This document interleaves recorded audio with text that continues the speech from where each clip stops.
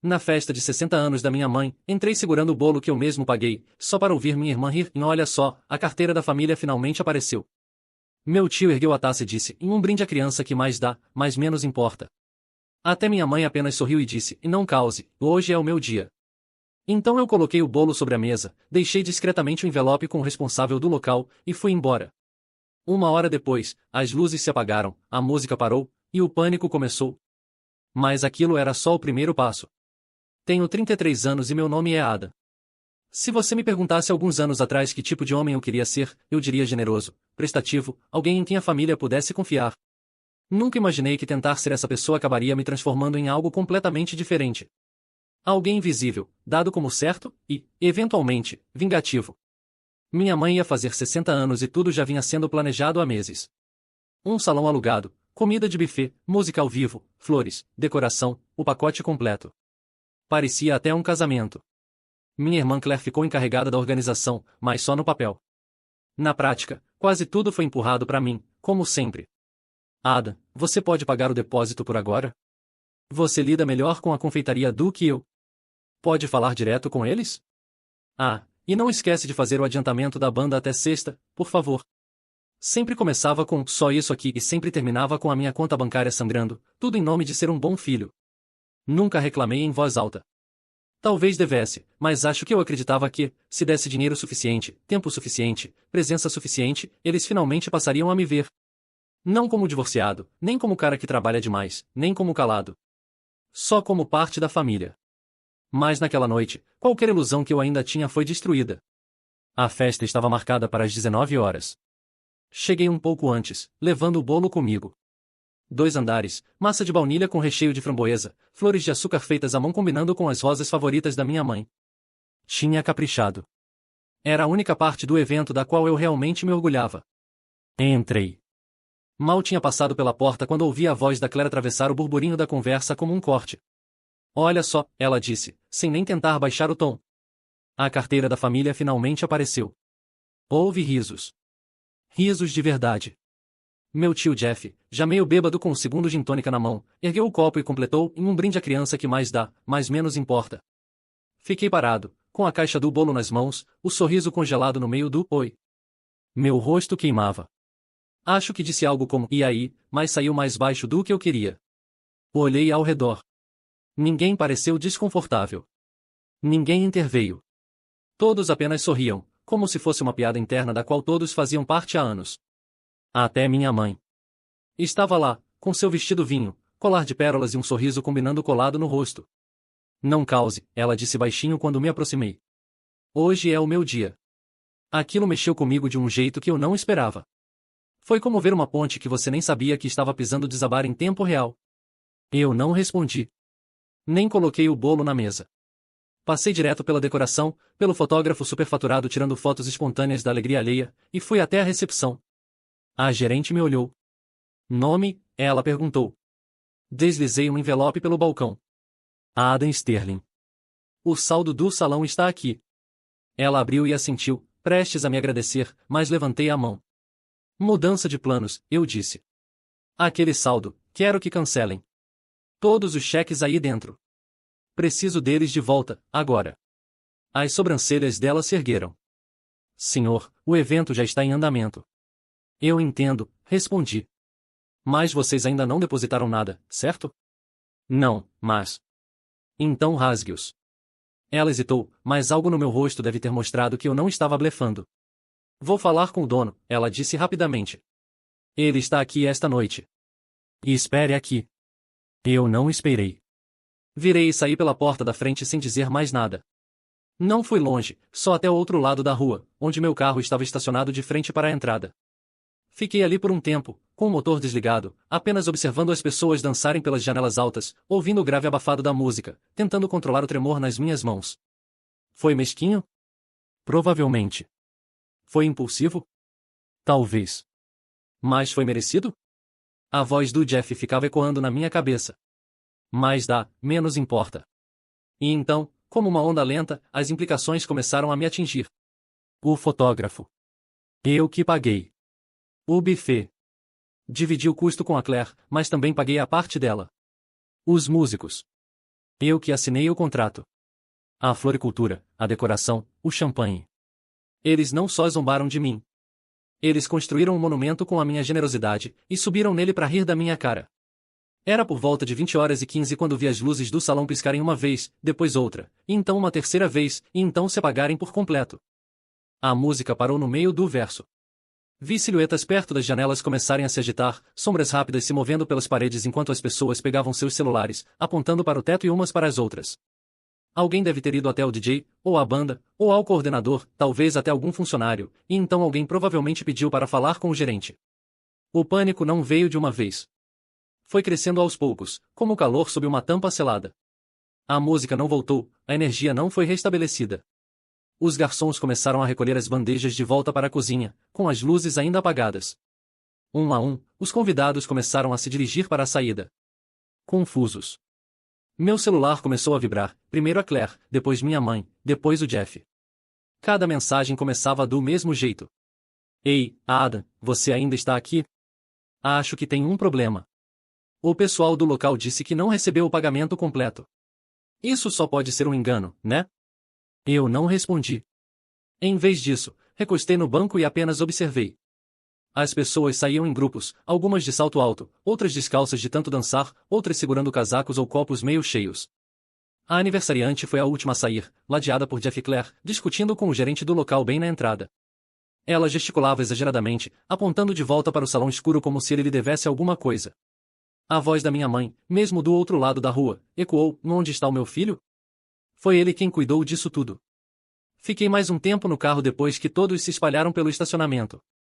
Andando de um lado para o outro, discutindo, encarando os celulares como se algum deles tivesse o botão mágico para rebobinar a noite. Minha mãe continuava tentando me ligar. A Claire também. Eventualmente pararam de ligar e começaram a mandar mensagens. Claire, o que está acontecendo? Adam, o local disse que você cancelou. Resolve isso. Agora. Mamãe, e não sei o que você está tentando provar, mas essa noite era para ser especial para mim. Jeff, é melhor você voltar aqui e se explicar. Li cada palavra. Não respondi. Às 21h27, desliguei o celular e fui para casa. Não dormi naquela noite. Não porque estivesse com raiva, embora estivesse, mas porque algo em mim tinha mudado. Era como se eu finalmente tivesse aberto uma porta que passei a vida inteira fingindo que não existia.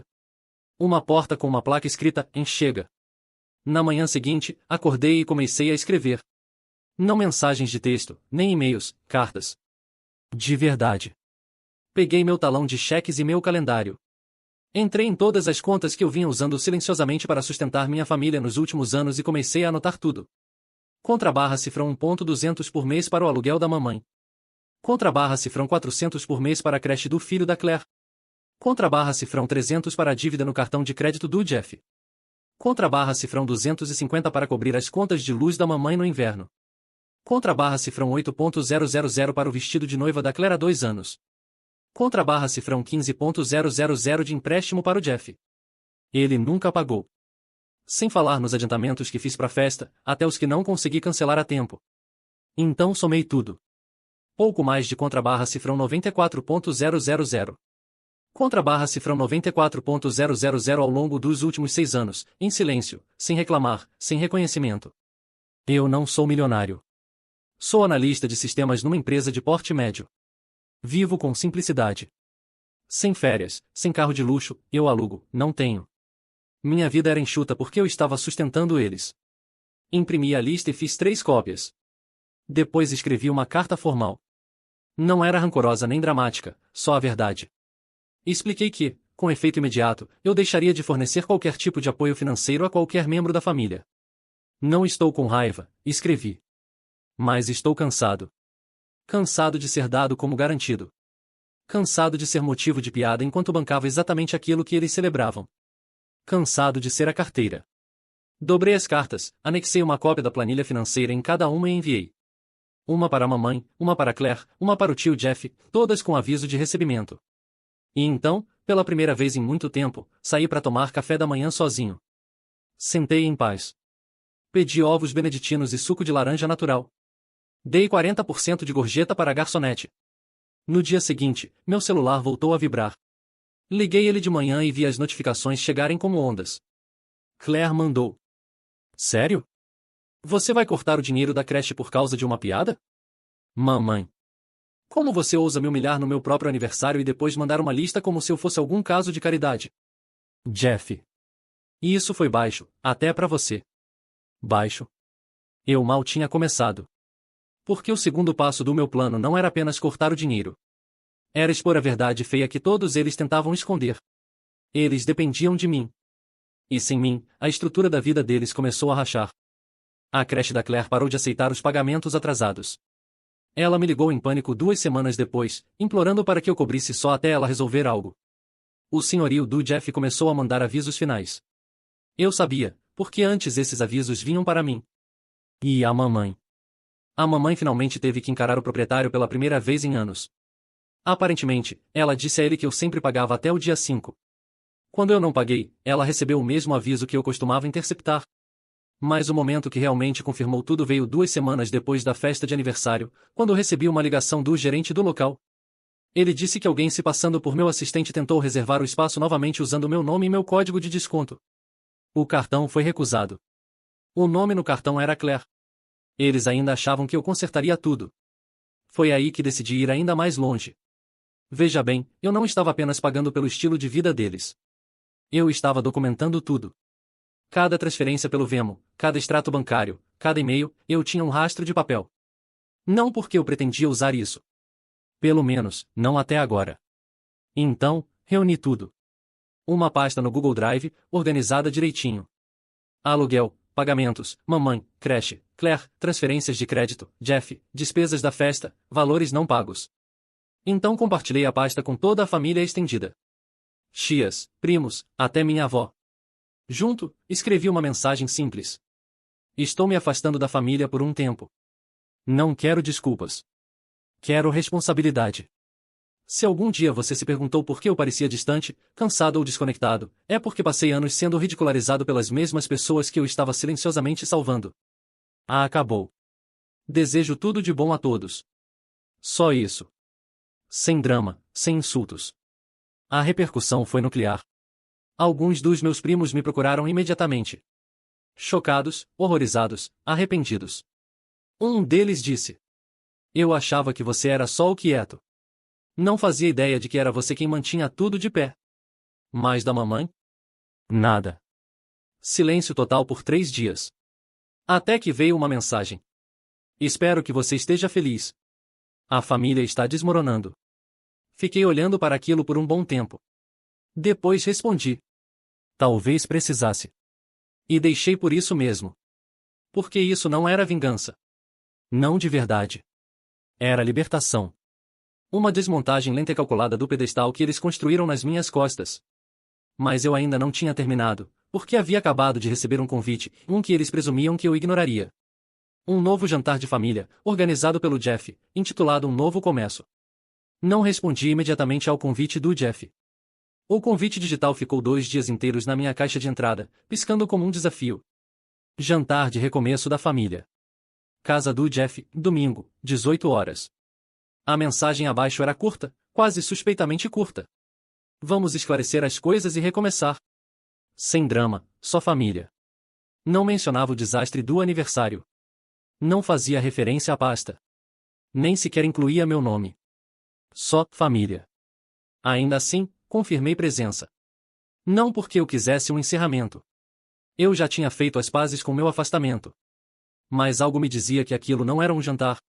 Era uma encenação, e eu queria estar na primeira fila. Ou melhor, queria levar meu próprio holofote. O domingo chegou, e eu vesti jeans escuros e uma camisa social. Nada chamativo, mas limpo, sóbrio, firme. Cheguei exatamente às 18 horas, nem antes, nem depois. Pontual o suficiente para deixar claro que eu não estava mais correndo atrás da aprovação deles. A casa do Jeff já estava cheia. Reconheci a maioria dos rostos. Primos distantes, parentes, amigos, os que aparecem nas festas de fim de ano, sempre orbitando os verdadeiros donos do poder, mamãe, Jeff, Claire. Eles estavam agrupados na sala, bebida na mão, fingindo rir de piadas enquanto olhavam de lado para ver quem falava. Quando entrei, algumas pessoas se viraram e congelaram. Outras deram aquele meio sorriso constrangido, reservado para quem você já ouviu falar, mas ainda não teve coragem de encarar. Claire estava perto da bancada da cozinha, servindo uma bebida. Levantou os olhos, surpresa. Você realmente veio, disse sem emoção. Ah, senti. Você me convidou. Ela soltou uma risadinha cínica. É. Só não achei que você teria coragem de aparecer. Você quer dizer depois de me chamarem de carteira da família e zombarem da minha existência numa festa que eu banquei? Os olhos dela se estreitaram. Era uma piada. Então por que ninguém riu até eu ir embora? Ela não respondeu. Só deu um gole na bebida e virou de costas. Fui circulando pela casa devagar, como se fosse apenas mais um convidado. Cumprimentei algumas pessoas que me receberam com sorrisos cautelosos. Mas, principalmente, observei. Jeff agora era o anfitrião oficial, batendo nas costas dos outros, enchendo copos, tentando controlar a energia do ambiente como um apresentador barato de programa de auditório. Às 18h20, mamãe chegou. Sua entrada foi calculada como sempre. Lenço de grife, óculos escuros mesmo com o sol se pondo, um sorriso suave que não chegava aos olhos. Passou direto por mim, com um aceno frio que ficou entre um oi e um você arruinou meu aniversário. Sem abraço, sem palavras. O jantar foi anunciado logo depois. Mesa comprida, estilo buffet, com todos apertados para acomodar a multidão. Sentei mais ou menos no meio, visível, mas não no centro. Jeff ficou na cabeceira. Antes de comermos, ele começou, erguendo o copo, só quero agradecer a todos que vieram. Foram semanas difíceis, mas acho que todos concordamos, em família é família. E não importa o que tenha acontecido, somos mais fortes juntos. Algumas palmas dispersas, acenos educados. Claire sorriu de canto. Então Jeff acrescentou, e acho que todos devemos um pedido de desculpas ao Adam pelo que aconteceu. A sala silenciou. Meu coração bateu forte, mas não de emoção. De desconfiança. Adam, Jeff continuou, sei que a festa não saiu como você esperava, mas todos tivemos tempo para refletir e acho que estamos prontos para seguir em frente. Certo? Ele olhou para mim. Todos olharam. Olhei ao longo da mesa. Minha mãe estava tirando fiapos do guardanapo.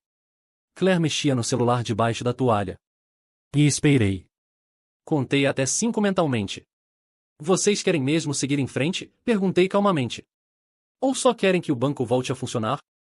Jeff piscou. Isso não é justo. Não. Virei-me para a sala. Porque nos últimos 6 anos eu paguei aluguel, contas, creche, festas, viagens e dívidas. Fui mandado calar a boca, ser grato por ser incluído. E quando finalmente disse não, quando me afastei, vocês fizeram uma festa por isso, e ainda me chamaram de dramático. Ninguém disse nada. Levantei devagar, meti a mão no bolso interno do casaco. Tirei um pequeno envelope e o coloquei delicadamente no centro da mesa. Todos observavam. Não é dinheiro, disse. É a escritura do apartamento da mamãe. A cabeça dela se ergueu na hora. Comprei ele à vista há 2 anos. Transferi a escritura para um fundo em meu nome. Desde então está sob minha responsabilidade. O copo da Claire parou no ar. Não se preocupe, disse para minha mãe. Você pode continuar morando lá. Acabei de assinar para passar para seu nome. Com efeito imediato. Você nunca vai me dever nada. Virei para Jeff. Seus cartões de crédito. Cancelei todos os acessos vinculados ao meu nome. Agora você vai ter que pagar por conta própria. Ele abriu a boca, mas eu ainda não tinha terminado. E você, Claire, falei, com a voz firme.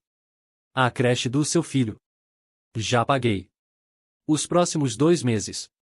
Depois disso, é por sua conta. Olhei para cada um deles.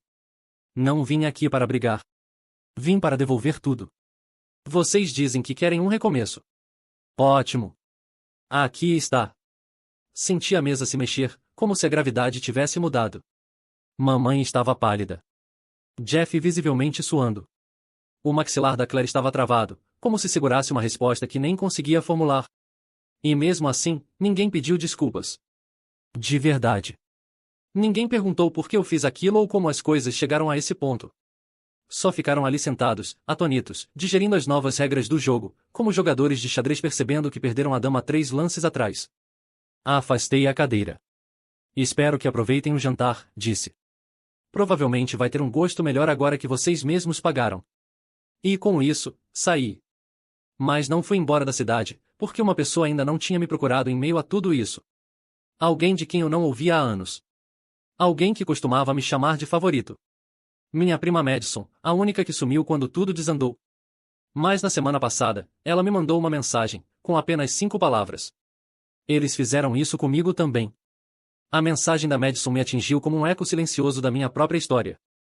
Não havia desde os meus 20 e poucos anos, talvez alguns feriados esquisitos depois disso, mas ela era a única nos encontros de família que sentava ao meu lado quando ninguém mais sentava.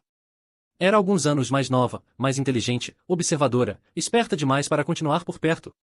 Nunca soube por que ela tinha sumido, achei que tivesse ido estudar fora, depois trabalho, vida, o de sempre. E eu não estava totalmente errado. Mas também não sabia de toda a história.